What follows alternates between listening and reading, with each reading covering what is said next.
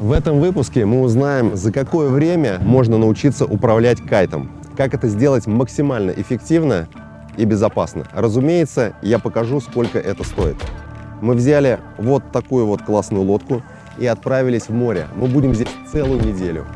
А сейчас одевайте наушники, будет много классной музыки, и мы начинаем. Друзья, как вы уже поняли, в этом выпуске речь пойдет про кайтсерфинг. Причем не просто обычный кайтсерфинг, а про самое красивое его воплощение, то есть целый кайт-сафари. Короче, мы отправились в Египет и вписались на эту здоровенную лодку с целой группой кайтсерферов. Поэтому в этом выпуске я вам расскажу вообще, что из себя представляет кайт-сафари, как оно устроено, сколько это стоит и как вообще на него попасть. Также я поэтапно расскажу, что ждет вас и каждого начинающего при освоении этой дисциплины. А для того, чтобы вы прочувствовали всю эту движуху в полной мере, мы попросили ребят с лодки, которые являются абсолютными новичками в кайт-спорте, рассказать про свое обучение и про все самые яркие моменты, которые они пережили за эту неделю. Ну и также я более чем уверен, что после просмотра этого выпуска вы и сами не останетесь равнодушными к этому интереснейшему спорту. В общем, выпуск обещает быть содержательным, веселым и безумно красивым. Поэтому, друзья, усаживайтесь поудобнее и погрузитесь вместе с нами в этот удивительный спорт. Ну что ж, кайт-сафари, Египет, Хургада, мы начинаем.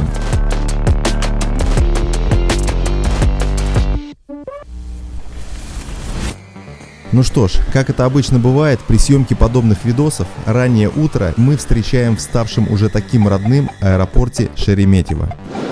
Ну что, любители парашютного спорта, сегодня у нас тема будет другая, но тоже очень интересная. Мы едем в Хургаду, потому что в Москве стало очень холодно, а там тепло, там дует ветер, и у нас будет кайт. Ну и Димона прокачаем. Короче, гайс, мы посмотрим, что такое вообще лодка, как на ней жить, как там люди катают. Ну, вы, конечно же, отправляйтесь с нами. В общем, оставайтесь, будет очень интересно, я обещаю. Погнали. Прямой рейс из Москвы в Хургаду занимает 6 часов 50 минут, и старый добрый Аэрофлот без проблем и пересадок может доставить вас туда. Кстати, билет в оба конца обошелся нам в 45 тысяч рублей на человека. Отвечу на вопрос, а нужна ли россиянам виза в Египет? Рассказываю. Туристы обычно получают визу по прилету в аэропорт. Она стоит $25 и действует 30 дней. Еще визу можно оформить заранее до поездки вот на этом портале. И, кстати, она будет стоить столько же. Но, руководствуясь личным опытом, скажу, что абсолютно никакой боли мы не испытали при ее оформлении на границе. Ни бесконечных очередей, ни мучительных опросов. У меня есть такой вкладыш, который я заполнил прямо в самолете. А у меня есть вот такая вот бумажечка. А вот этот пропуск вообще решает. И еще, прилет в Хургаду по ощущениям чем-то напоминает визит в Сочи. Разве что аэропорт не настолько офигенский. Все те же соотечественники-туристы и все те же бомбилы у аэропорта. Но про них вообще отдельная песня. Короче, как обычно, мы вам начинаем рассказывать с самого начала всю инструкцию. Вы сюда приезжаете, можете взять Uber, он здесь есть. Но так как Uber с нами сейчас не работает, поэтому если у вас нет карты, вы можете взять вот такой замечательный автомобиль. За 2 цены мы договорились от Uber. Ахмад. А это мой друг Ахмад. Это Ахмад, глава всех такси в Египте. И вообще Ахмад сила. Сила, да, кстати. Несмотря на то, что Хургада является нашей отечественной туристической меккой, я не могу не добавить свои 5 копеек, и поэтому проведу вам небольшой ликбез. Рассказываю. Хургада – это курортный город в Египте. Он расположен вот здесь, на Красном море, и растягивается вдоль побережья почти на 40 километров. Вся прибрежная территория усеяна всяческими отелями, потому как сам курорт известен большим количеством спотов для дайверов. Еще отмечу, что очень много местных людей вполне себе неплохо разговаривают на русском языке, но оно-то и понятно. Русские гости здесь далеко не редкость. Братались.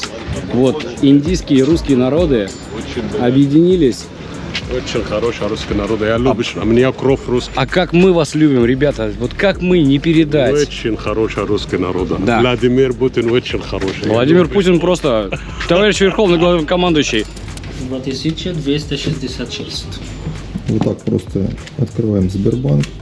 Не знаешь, мне интересно посмотреть отчество. Все, Именно Георг Насиф? Георг Ашамала Насиф. Работает? Блин, офигенно. Понял. В аптеке в Египте расплачиваешься переводом по Сберу. Налоги уплачены по ставке 4%, как самозанятый. Самозанятый.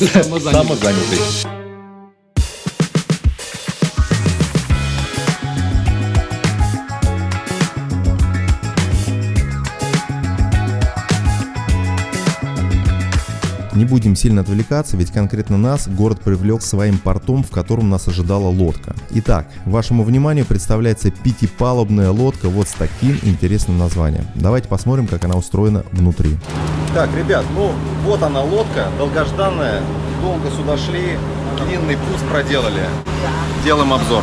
Прежде чем зайти на лодку, обычно так заведено, что все разуваются. Потому что обутым ходить здесь нельзя. Можно я пойду первый? Давай, Дмитрий Юрьевич, вперед. А, подожди, стоп.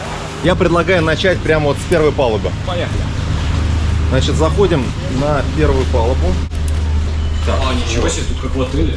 смотрите, ребят, Номера. отель практически.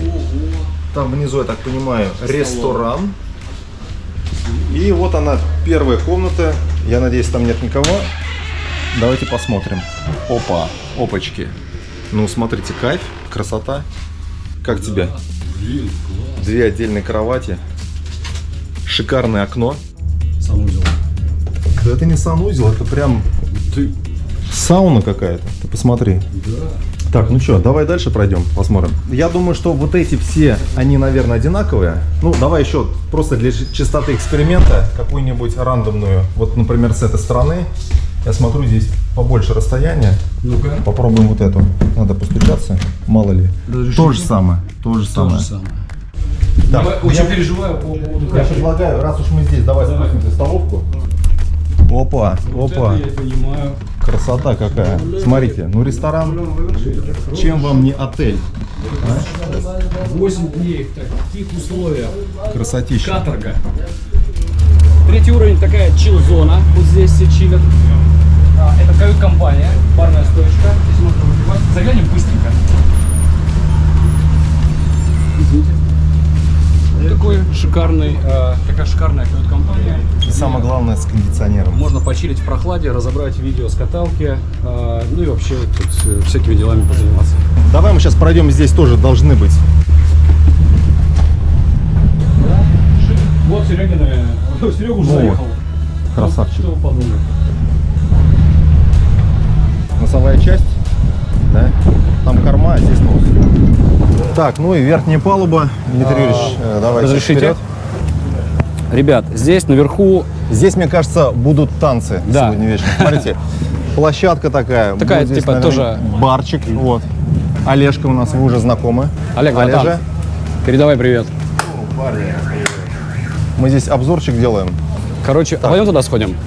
Все очень похоже. Также вот идут, значит, Опа, ох ты, ничего себе. ты гля. Ну, смотрите, друзья, это прям, Номер для новобрачных. если кто-то решил сделать предложение своей девушке, это вот прям то место, куда вам нужно ее пригласить. Смотрите, а если у вас уже есть семья, есть дети, Если вы это уже сделали. вот, пожалуйста.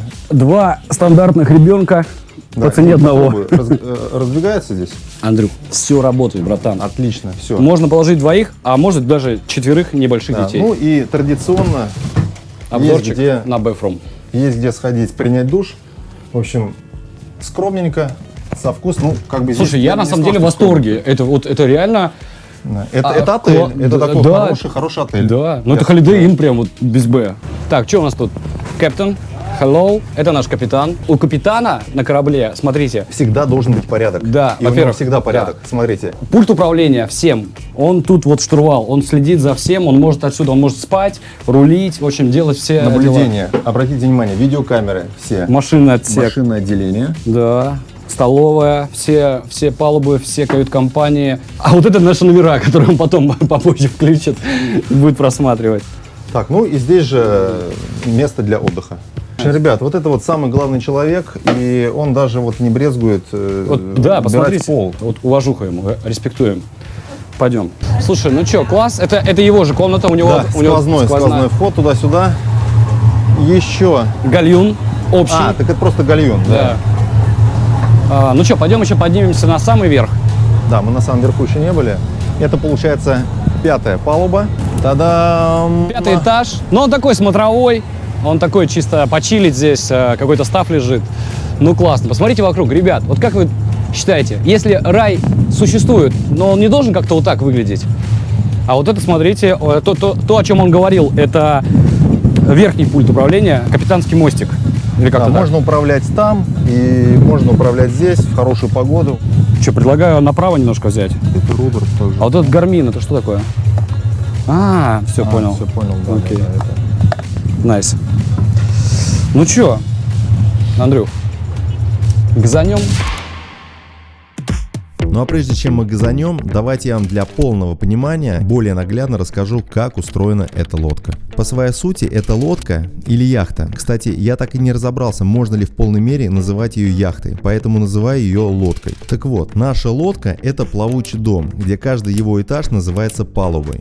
Чисто технически у нас 5 палуб, где первая палуба — это столовая и один жилой номер, вторая палуба состоит из номеров и кормы с техническим оборудованием. В нашем случае на нем находятся всякие доски, кайты, баллоны с сжатым воздухом, чтобы эти кайты надувать. Третья палуба состоит из импровизированного бара с террасой, кают-компании, где мы проходили вечерние планерки, но о них позже, и нескольких номеров. Мы жили именно на этой палубе вот здесь. На четвертой палубе находится большой бар, где были всегда вкусные печеньки, чай и кофе, а также VIP-каюта и капитанская рубка. Ну и пятая палуба — это открытый капитанский мостик, всякие антенны и обзорная площадка. Еще рядом с нами стояла лодка поменьше. На этой лодке жила вся команда инструкторов, которая сопровождала нас на протяжении всего сафари. Внутрь этой лодки я особо не заходил, поэтому рассказать вам нечего. В общем, думаю, с лодками мы разобрались, и время перейти на следующий пункт.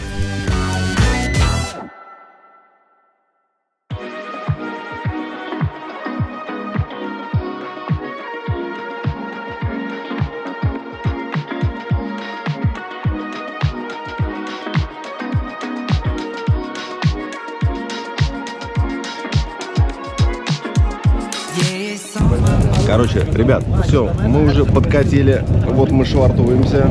И смотрите, в чем здесь кайф. Видите, вот этот остров, он закрывает ветер. Получается, рядом с островом несколько сот метров полный флэт. Что нужно вообще начинающему кайтеру или человеку, который захотел попробовать кататься на кайте? Ему нужно как можно меньше стресса. Для этого мы приезжаем вот сюда вот. Меньше трафика, меньше стресса, и плюс Да. ко всему тут работают моторки, да? Да, я и понимаю? плюс вот трафик, да, Дмитрий Юрьевич подметил, это Дмитрий Юрьевич видел его в Кейптауне. очень важная тема, потому что когда ты учишься кататься и у тебя тысячи строп рядом летают, это, конечно, придает тебе нервозности. Которые забирают фокус твоего внимания, и тебе тяжело сосредоточиться на тех ощущениях, которые тебе нужны, чтобы научиться ездить. Ты реально постоянно, тебе страшно. Здесь даже если человек 30 рассосется, Это они вообще никогда ничего. вообще не встретятся. Хорошая теплая погода, ровный ветерок. Прохладное Красное море, красивые акулы, а самое главное, добычи нефти и газа никто не останавливал. Все качается, все работает. Че, пойдем попробуем? Так что жгем газ, нефть. И кайфуем. Итак, теперь давайте разберемся, что такое кайт-сафари. Объясняю. В нашем случае это мероприятие, в котором группа людей отправляется на здоровенной лодке на какой-нибудь офигенский кайт-спот и отрывается на этом споте на своих кайтах. Отличительное преимущество этого события состоит в том, что тебе вообще не нужно париться ни по каким бытовым аспектам, так как на лодке ты живешь в номере, который убирают и меняют постель. Тебя на ней кормят, а в свободное от покатушек время ты можешь на ней потусоваться. Здесь за тебя уже все просчитали и продумали, и даже составили оптимальное расписание, в рамках которого ты сможешь и накататься, и отдохнуть вдоволь. А самое ключевое — это то, что этот кайт-спот у тебя всегда под рукой. Он оборудован, и на нем есть всегда инструкторы. А для ясности картины я предлагаю вам прожить и прочувствовать один день из этого сафари. Самые золотые часы в кайтсерфе обычно на рассвете и на закате, так как дует очень плотный и стабильный ветер, нет адской жары, да и просто очень красиво. Поэтому день кайтсерфера начинается ни свет ни заря, и обычно уже в 6:30 все встречаются на утренней зарядке, ну или йоге, это уж кому как удобнее. Ребят, 6 утра, мы уже сейчас на ногах и скоро будем на воде. И так каждый день. Да. И уже в 7 утра, не теряя времени, первый райдер выдвигается на спот на Зодиаках. Кстати, о них. Зодиаком здесь называют мелкомоторную лодку, которая служит маршруткой от большой лодки до спота. Обычно их несколько штук, и во время покатушек они дежурят у большой лодки и на берегу. Поэтому передвижение на них абсолютно ничем не затруднено. Ну и после непродолжительной переброски кайтеры неспешно вываливаются на берег, где их уже поджидает вся необходимая экипа и, главное, плотный и ровный ветер. Конкретно я заметил на утренних вылазках какую-то душевность. Не знаю, с чем это связано. То ли с утренней умиротворенностью, то ли с красивым золотым солнцем, которое пока еще не обжигает. А вот теперь покажу вам то, ради чего мы здесь собрались.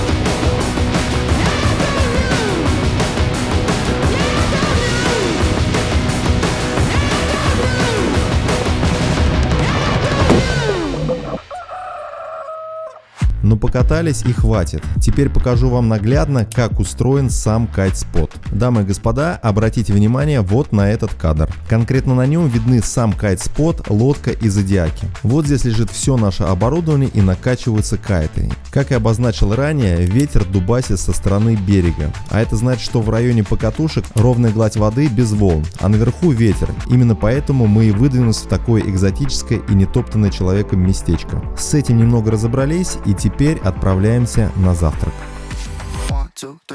Как бы парадоксально это ни звучало, разделительной точкой между утренним и дневным катанием является утренний завтрак, который начинается в 9 утра. Готовят здесь вкусно, ведь на лодке есть квалифицированный шеф-повар. Но не буду долго зацикливаться на этом, ведь именно после завтрака основная часть студентов начинает свое обучение. А значит, сейчас я вам расскажу, из чего, собственно, это обучение состоит. Теперь в этой части видоса я попросил студентов-перворазников посодействовать и поснимать их этапы обучения. Поэтому вы увидите все именно так, как оно есть. Итак, основными задачами для любого студента на начальном этапе обучения является 4 пункта. Мы их назовем так: теория, пилотирование, боди-драг и проезд на доске. Теория обсуждается с инструкторами в самый первый день прямо на лодке. Она же подкрепляется на споте, да и вообще во время всех этапов обучения. В этой части инструкторы рассказывают механику кайта, основные правила техники безопасности и составляют план обучения перед учащимися на ближайшую неделю. Это, пожалуй, самая легкая и не особо динамичная часть обучения, поэтому переходим ко второму этапу. Второй этап – пилотирование. Как называется, так и выглядит. По своей сути, учащиеся проводят этот этап на берегу с пристегнутым к себе кайтом и учатся делать махи этим самым кайтом, останавливать его и, самое сложное, контролировать. Под контролем кайта имеется в виду его заведение в нужную точку с полным пониманием задачи, которую этот кайт должен выполнить, а именно потянуть кайтера в нужную для него сторону. И уже после того, как инструктор полностью убедился, что студент способен пилотировать кайт и не зафигачить других райдеров этим самым кайтом, студент отправляется в воду без доски постигать следующий этап, который называется боди-драг. Ну что, боди-драг звучит так же интригующе, как и выглядит. Именно здесь студенты впервые постигают всю мощу этого кайта. По своей сути, задание для студентов элементарное. Всего-то нужно завести кайт в правильное окно и поймать ветряной поток. Ну и разумеется, поехать на пузе по этой водной глади, одновременно контролируя и кайт, и его тягу. Как правило, именно на этом этапе все шестеренки в головах обучающихся и начинают конкретно подклинивать, вследствие чего происходят разные казусы. Но куда ж без них? Это ж спорт. И опять же, как только инструктор видит в глазах учащегося студента уверенность и ясное понимание происходящего, студент торжественно получает доску. Ура! Мне дали доску.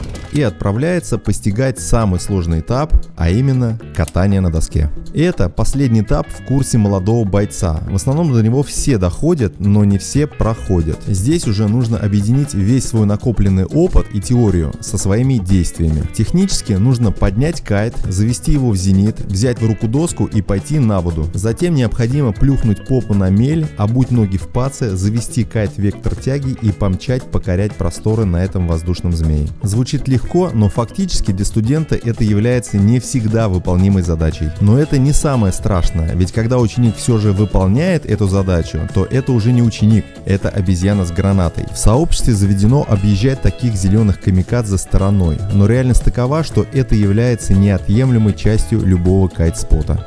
Такие дела. С обучением разобрались, расскажу, что идет по порядку дня дальше. А дальше с часу до 3 вкусный обед и тихий час. Обычно в эти часы никто не катает, так как солнце в это время очень злое. Но на нашей лодке народ был не из робкого десятка, и когда у нас не было каталки, был снорклинг, или по-русски это называется ныряние с маской. В нашем доступе оказался офигенский коралловый риф, который мы не смогли не посетить. Вы только посмотрите, как красиво.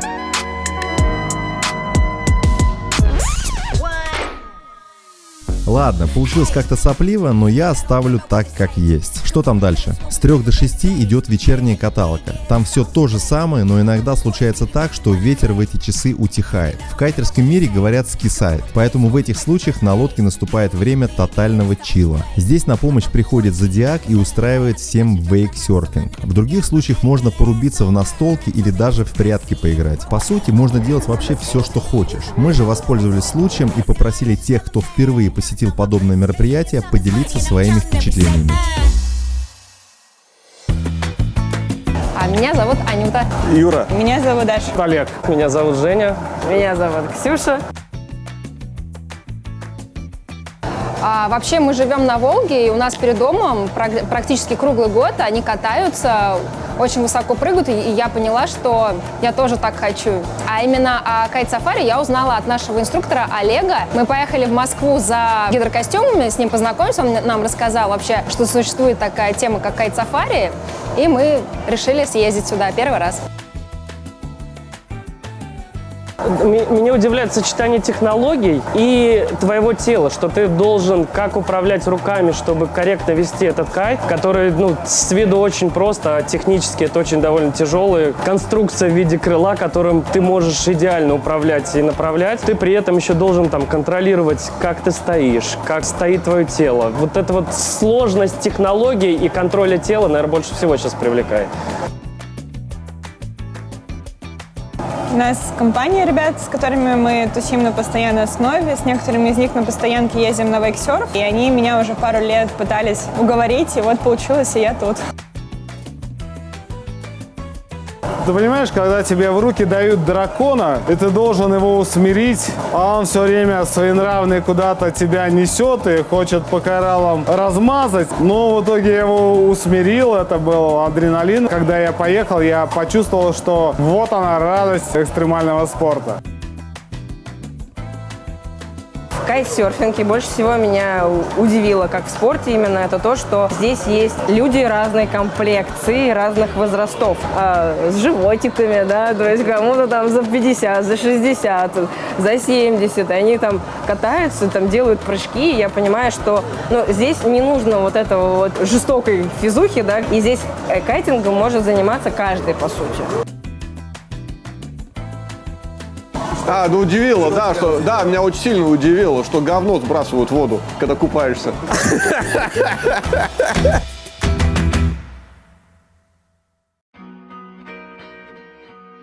Время близилось к закату, а это значит, что впереди нас ждал ужин из морской живности, который привезли нам местные бедуины. Ну и под конец дня, в 8 часов, всех ежедневно ждет брифинг, где шеф-инструктор разбирает все огрехи и оплошности кайтеров.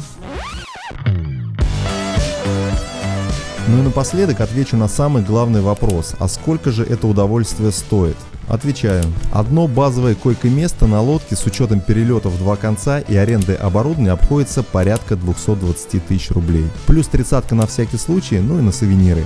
Итого 250 штук. Дорого это или нет, решать вам. От себя скажу, что эта неделя безусловно стоит своих денег. Ну и как у нас уже заведено, весь музон и все, что не вошло в этот выпуск, ждет вас в моей телеге. Ссылка находится в описании. На этом я заканчиваю. Ставьте лайк и подписывайтесь на канал. Ну а самый смешной коммент получит от меня лучший билет по мнению Дмитрия Юрьевича. Розыгрыш я проведу все в той же телеге. А вам огромное спасибо за просмотр и берегите себя.